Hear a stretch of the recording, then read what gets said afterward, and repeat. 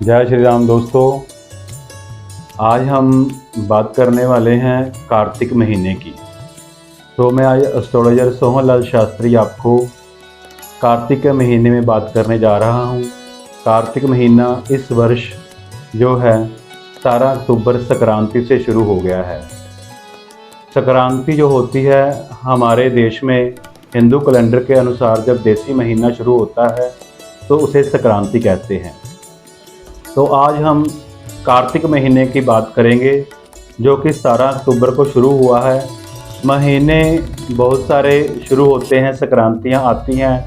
12 महीने में 12 संक्रांतियाँ आती हैं और इंग्लिश महीने 1 तारीख से शुरू होते हैं, लेकिन जो देसी महीना होता है वो हमेशा ही 15, 16, 17 के आसपास ही शुरू होता है।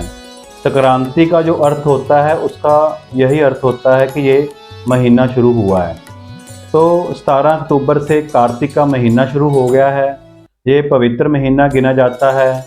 इसमें बहुत सारे त्यौहार शुरू हो जाते हैं।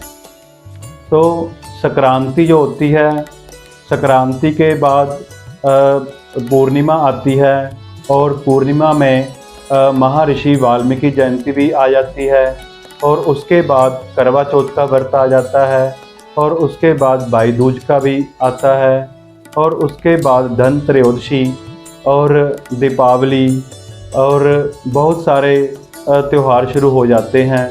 और इसी महीने में तुलसी विवाह भी आ जाता है और इसी महीने में गोवर्धन पूजा भी आ जाती है। तो ये महीना बहुत सारे महीनों में शुभ गिना जाता है। तो इसी महीने में बहुत सारे त्यौहार हमारे शुरू हो जाते हैं। इसी महीने में अहोई अष्टमी का व्रत आता है जिसमें स्त्रियां अपने बच्चों की आयु के लिए और उनके सुख के लिए अहोई अष्टमी का व्रत रखती हैं, माता की पूजा करती हैं और व्रत रखती हैं। और इन्हीं दिनों में जो करवा चौथ का व्रत जो है स्त्रियां अपने पति की लंबी आयु की कामना के लिए करती हैं। और इन्हीं दिनों में तुलसी विवाह किया जाता है और इन्हीं दिनों में गोवर्धन पूजा भी की जाती है। तुलसी विवाह जो किया जाता है उसकी भी ये कहानी जो होती है वो प्रचलित है कि एक समय जो तुलसी थी वह वृंदा नाम की एक महिला थी जो पतिव्रता थी। भगवान विष्णु की वो पूजा किया करती थी और भगवान विष्णु की पूजा करने से ही उनको वर प्राप्त हुआ था। लेकिन यह एक पौधे में तब्दील हो गई थी, तुलसी के पौधे में। तो भगवान विष्णु ने उन्हें सम्मान देने के लिए उनसे विवाह किया था। तो तुलसी जो होती है वो भगवान विष्णु जी को प्रिय होती है। तो इन दिनों में तुलसी के आगे भी दीपक जलाया जाता है और तुलसी को सम्मान दिया जाता है।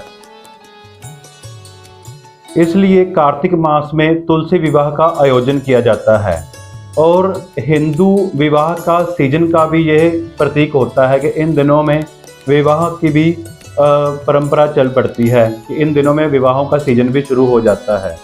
तो इन्हीं दिनों में बाद में पूर्णिमा वाले दिन गुरु नानक जी का भी जन्मदिन आता है।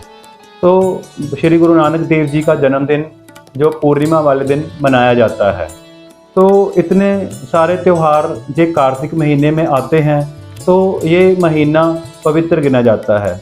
और इन्हीं दिनों में लोग भागवत गीता का पाठ भी पढ़ते हैं और भागवत गीता जहाँ कार्तिक महीने का महात्म्य सुनते हैं। कार्तिक महीने का महात्म्य सुन के भगवान से वो मोक्ष की कामना किया करते हैं। और इन्हीं दिनों में लोग नदियों में स्नान करते हैं, सरोवर में स्नान करते हैं, पवित्र नदियों में जाकर स्नान करके और वहाँ पर जाकर दान पुण्य करते हैं। तो इन दिनों में दान पुण्य करना चाहिए, तुलसी के आगे दीपदान करना चाहिए, अंधेरे में प्रकाश करना चाहिए, क्योंकि दिवाली का त्यौहार इन दिनों में आता है और वह प्रकाश का त्यौहार गिना जाता है। तो इस तरह से कार्तिक महीने का महात्म्य हमारे में बहुत ज़्यादा होता है। इनमें सभी धर्मों के लोग इस महीने में खुशियाँ मनाते हैं और भारतीय परंपरा के अनुसार वस्त्र पहनकर सज धज कर और अपने जो है अनुष्ठान पूरे करते हैं और भगवान से अपने लिए सुख सुविधाएं मांगते हैं।